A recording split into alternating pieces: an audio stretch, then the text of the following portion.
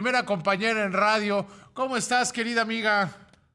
Querido amigo, estoy tan emocionada, y lo digo así, abierta y públicamente de escucharte, de reconocer que eres un luchador incansable. Sabes que te quiero muchísimo y que te quiero siempre. Y me siento feliz, muy contenta de compartir contigo hoy este espacio. Y recordar cuando empezamos toda esta aventura del radio, donde tú has hecho una carrera realmente extraordinaria. Gracias por invitarme, te quiero muchísimo. No, yo empecé, y déjame contárselo al auditorio, yo comencé como analista, tu comentarista de tu programa, y mira que tuve buena escuela, ¿eh? Bueno, querido David, me alegra mucho y verte bien, verte de regreso, verte lleno de vida, es una verdadera satisfacción. Me emociona mucho verte y verte tan activo. Qué alegría. Gracias a Dios he recuperado prácticamente todo lo que perdí con el aneurisma. Oye, pero vamos a concentrarnos en este 8M. ¿Cómo Por supuesto. conmemorar el día? Yo, Pues una parte de mira, mí le cuesta mucho trabajo entender los actos violentos para conmemorar un día y creo que deberíamos caminar hacia la normalización, dejar de ver las diferencias y unirnos en las coincidencias. no puedo más que coincidir contigo, querido David, pero sí me parece ya que hacer un énfasis que este día, que es una conmemoración, no una celebración, una conmemoración, es un espacio donde para millones de mujeres en el mundo se abre esta vía para que escuchen las voces. Tenemos un país donde la violencia se ha venido normalizando y la violencia particularmente contra las niñas, contra las mujeres, se incrementó brutalmente durante la pandemia. Tenemos un país donde 5 millones de niñas y niños sufren y son víctimas del delito, el crimen de violencia sexual, y donde vamos viendo que cada día se registran más feminicidios de niñas, adolescentes, y realmente estamos frente a una situación que debería de alarmarnos a todos y a todas, hacer una pausa en el camino y, como tú bien dices, lograr esquemas de conciliación, de escucharnos. Hoy en la mañana me hacían una pregunta muy interesante en una entrevista y me decían, oiga, y en su partido, el machismo, y yo realmente te lo digo también a ti de corazón, a quienes nos acompañan esta noche, y en mi experiencia de vida, el machismo no tiene partido, David. Los pactos No, patriarcales no tienen no, partido. no tiene partido y no tiene cerebro. Sin duda, los encontramos en todas partes, los encontramos en todos los ámbitos de la vida donde las mujeres estamos, y ser mujer en un país como el nuestro, como en muchos otros, pero particularmente en el nuestro, sigue siendo muy desafiante. Las mujeres somos las que tenemos mucho más miedo de caminar solas en la noche, encuentras el acoso laboral de manera permanente en todos los ámbitos, desde un hospital hasta la escuela, hasta cualquier ámbito de trabajo, y la impunidad es brutal. La revictimización de las mujeres se ha convertido en algo cotidiano, y como esto, pues mira, mientras no buscamos posiciones de poder, mientras las mujeres no buscamos estar en esa posición donde se toman las decisiones, se nos abren las puertas, se nos considera, hay una valoración. En cuanto las mujeres decimos y levantamos la mano para estar en esas posiciones de poder, de decisión, en ese momento cambia todo el escenario. Entonces, todavía tenemos que romper muchas barreras. Hemos avanzado en la paridad, el número de asientos es muy importante, un 50-50, pero es Ujú. más importante que en ese número de asientos estén estas decisiones de poder realmente. Creo que tenemos una tarea muy grande que hacer delante de nosotros, y que es importante tener una nueva masculinidad.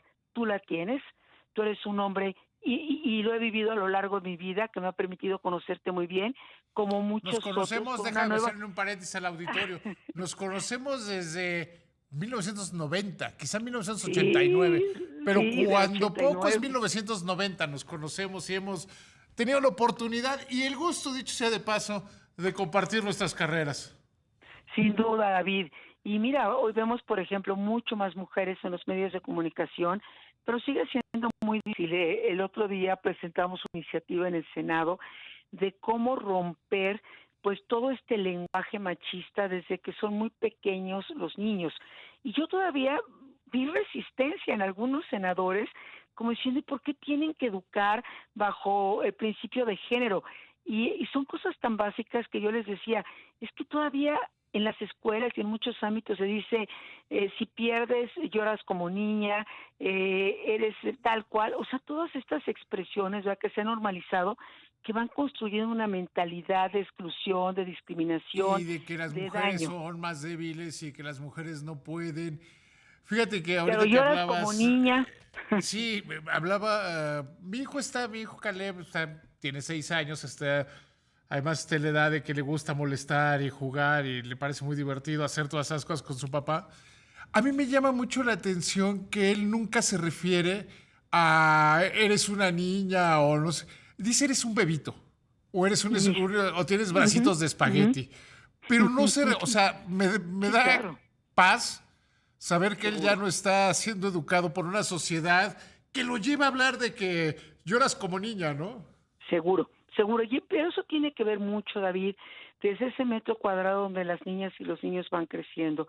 Ellos, ninguna niña y ningún niño nace sabiendo odiar. Nosotros los adultos nos encargamos de eso y también nos encargamos de enseñarlos a amar, a respetar, a conciliar, como tú lo decías, que hoy tanta falta nos hace como país, como nación, y que estamos perdiendo tantas oportunidades, energía, talento, estamos resistiendo y las mujeres tenemos que resistir cotidianamente estos patrones de pactos patriarcales y de misoginia. Creo que por eso cuando vemos estas voces, madres buscando a sus hijas desaparecidas, Ujú, ujú. la niña de Catepec recientemente que no encontraban porque fue asesinada. Tenemos una sociedad también muy enferma y hay que reconocerlo, que estamos viviendo un periodo de verdad de descomposición social gravísimo, lo vimos en Querétaro recientemente. De normalizar Mira, la violencia, ¿no? Lo platicaba sí, con Mauricio Curi, el gobernador. Parece que ya no nos espanta nada, ¿no? y no se debe de espantar, fíjate, yo cuando veía las escenas, pues pienso, un animal mata por hambre o por defensa, ¿verdad? Cuando se siente amenazado. Pero estas escenas que nos remontan a lo más brutal, que ni en el reino animal no ves a nadie comportarse de esa manera, nos tendríamos que preguntar qué hemos dejado de hacer o qué hemos hecho tan mal. Y te aterroriza pensar como mujer que una hija tuya, un hijo tuyo o tu esposa se puede encontrar a alguien así en las calles sin ninguna consideración, sin ningún límite para dañar. Creo que entonces tenemos una tarea muy grande. Entonces necesitamos que estas voces se expresen, se escuchen, por supuesto coincido contigo, la gran mayoría de quienes están en la marcha son mujeres de lucha pacíficas, de conciliación, de incansables, trabajadoras, muchas de ellas jefas de familia que mantienen sus hogares y sacan todo adelante y las ves enfrentar que ya no hay estancias infantiles, que ya no hay escuelas de tiempo completo y que su vida se Esa vuelve es una mucho más barbaridad en contra de compleja. las mujeres, ¿eh? Estas son decisiones que matan la vida de las mujeres y lo digo de esta manera tan fuerte porque en las estancias infantiles nos encontramos que terminaron llevándose a las niñas y a los niños a trabajar a las calles, a donde ellas iban, y muchos otros, pues que no tienen quien los cuide, entonces te encuentras niños encerrados, amarrados, y la pérdida, aparte hoy de las escuelas de tiempo completo, han quitado oportunidad y capacidad y derechos, tanto a niños como derechos a las mujeres.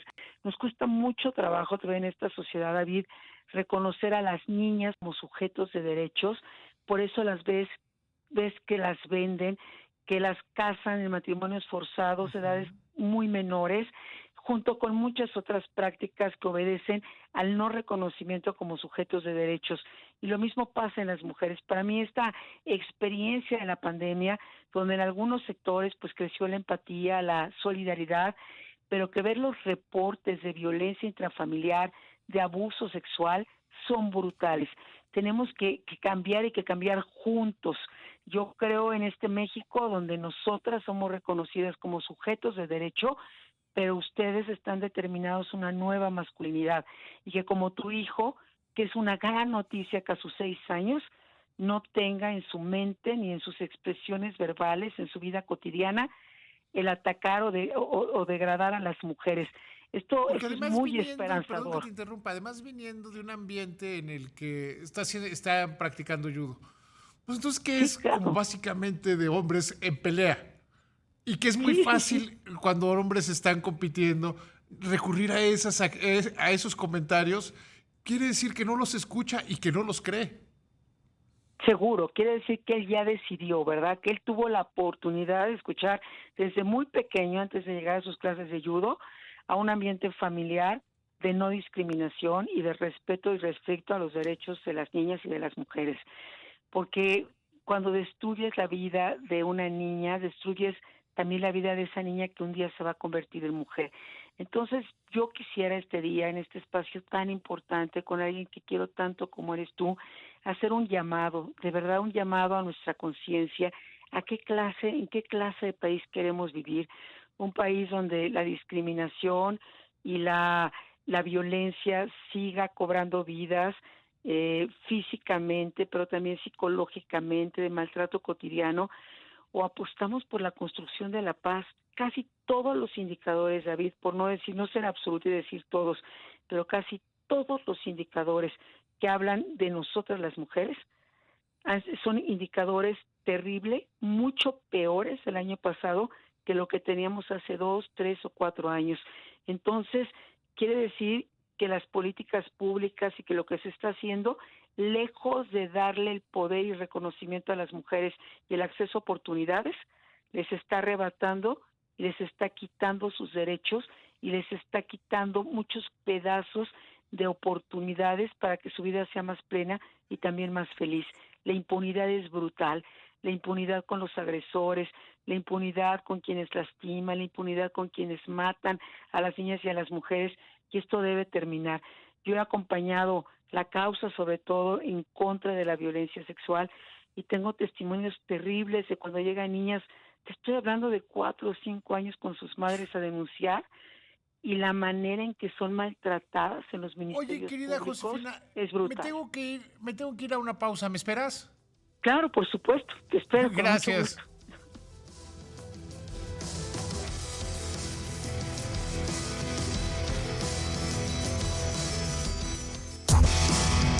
Continúo conversando con mi tan querida como admirada Josefina Vázquez Mota. Josefina, decías cuando te interrumpí, cuando nos fuimos a corte, que la violencia cuando niñas pequeñas, 4 o 5 años, llegan a declarar.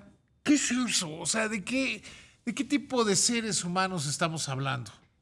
Y son cerca de 5 millones, querido David. Somos el segundo país de turismo sexual infantil del mundo y somos el país número 1 de producción de contenidos de pornografía infantil. Ahora tenemos este gran reto de la ciberseguridad. Los padres que me están escuchando, las mamás, los abuelos, las abuelas, sabemos que las redes sociales son extraordinarias, pero también ahí viven los criminales, este nuevo tipo de delitos, el sexting, el grooming, muchos, incluso un lenguaje nuevo de delitos alrededor de todas las redes sociales nos deben de alertar. Hablaba yo con las personas de TikTok, de las plataformas, y es claro que menores de 13 años no pueden participar en estas plataformas. Sin embargo, algunos de los directivos señalan que son los adultos quienes les dan las claves, quienes los involucran. Sí. Tenemos que construir una corresponsabilidad. Tú que eres un experto en análisis financiero, me va a encantar porque en el Senado recientemente se aprobó una iniciativa para que las mujeres tengan educación financiera desde edades muy cortas. Y fíjate que esta es una gran noticia, David, porque tú lo sabes mejor Ese que es un gran muchos. pendiente que hemos tenido en Claro, toda la vida. mucho, toda la Educación vida. financiera, educación financiera desde los primeros años de vida. Y yo escuchaba argumentos verdaderamente muy lamentables cuando en la Secretaría de Educación Pública impulsamos mucho educación financiera, decir, Sí. bueno, pero eso es para las personas que tienen dinero, para los ricos. Al contrario, las mujeres que más requieren, todas lo necesitamos. Pero dado el caso, quienes más les surge esta educación financiera son estas mujeres que estiran el peso, el gasto, que lo distribuyen, que son las que lo administran. Y fíjate, el 66% de las mujeres el año pasado emprendedoras cerró su negocio como efecto de la pandemia. La brecha salarial entre hombres y mujeres también se ha venido ensanchando casi en 16%, del 16% a casi el 21% el año pasado, y hemos tenido el año más brutal en violencia intrafamiliar justamente este año que recientemente terminó. Estos son indicadores que te hablan de una realidad que tenemos que enfrentar, y particularmente regresando a la educación financiera, David, sería increíble que tú, que eres un experto y un apasionado de la materia, puedas participar en estos cursos, en estos programas, cuando Tú tengas dime esta cuándo posibilidad. y ya cuentas Me va a conmigo. encantar. Lo sé porque te conozco en tu compromiso, pero fíjate cuántos pendientes tenemos en la agenda y tenemos que empezar de niñas, porque cuando una mujer, yo siempre he afirmado que la libertad es cuando tienes libertad económica. Sin libertad La libertad, económica, yo siempre he dicho que empieza en el bolsillo. sin No duda. llegas a la edad adulta en tu casa cuando tienes 18 años, sino el día que puedes decidir vivir en casa de tus papás o puedes irte a vivir solo porque ya te puedes mantener. En ese momento te vuelves adulto y te vuelves una persona, un hombre, una mujer que ya decide y que es libre porque la libertad financiera empieza en el bolsillo. Siempre lo he dicho. Absolutamente, y una mujer que tiene esa libertad financiera, esa libertad económica, tomas decisiones, eres más fuerte, tienes menos miedos, como tú dices, tienes una cantidad de opciones que no tenías antes de tener ese ingreso en el bolsillo, así de que No tenemos te tienes que que, quedar con el golpeador o el sin violento, no te duda, tienes que quedar con él porque tienes a dónde irte y llevarte a tus hijos. sin duda, pues David es parte de todas las tareas que están pendientes en la agenda de nosotros las mujeres y de ustedes los hombres, y que tenemos que darle velocidad porque estas cifras son absolutamente desalentadoras, porque detrás de cada porcentaje, detrás de cada número, de cada décima, centésima, milésima, hay el rostro de una mujer, el rostro de una niña, de un adolescente, la cantidad de embarazos, que cómo se han incrementado los embarazos durante la pandemia en niñas y adolescentes es brutal, David. Y el Sí. agresor no está fuera de esas cuatro paredes que no son un hogar sino un infierno. Entonces es una tragedia cuando una niña, una adolescente, está más segura fuera de ese infierno que debería de ser un hogar que dentro de él, porque vive ese agresor que es brutal y es salvaje y es animal contra esa niña y ese adolescente, y que suele ser el padre, el tío, el abuelo, el hermano, y que debiesen ser los primeros en respetar y reconocer los derechos. Entonces, este día nos permite hablar de estas realidades y empezar a tomar decisiones en este marco que bien señalas tú, de demanda, de denuncia, de propuesta y también de conciliación. ¿Qué urgencia tenemos en nuestro país de sentarnos en una mesa y por encima de las diferencias buscar propósitos comunes? Porque en este momento, mira, México es un país de resistencia. Resiste el INE, resisten las pequeñas y medianas empresas, resisten los organismos autónomos, resisten las mujeres sin estancias infantiles y también sin escuelas de tiempo completo. Por cierto, el año pasado la participación de las mujeres en la actividad económica también cayó del 45.4% al 44%. Esto te habla de que lejos de aumentar, ¿verdad? Estas oportunidades se están reduciendo. Entonces, David, es un día muy importante para esta conmemoración y para reconocer lo que se ha avanzado, pero reconocer también que es mucho más, pero mucho más lo que falta por hacerse.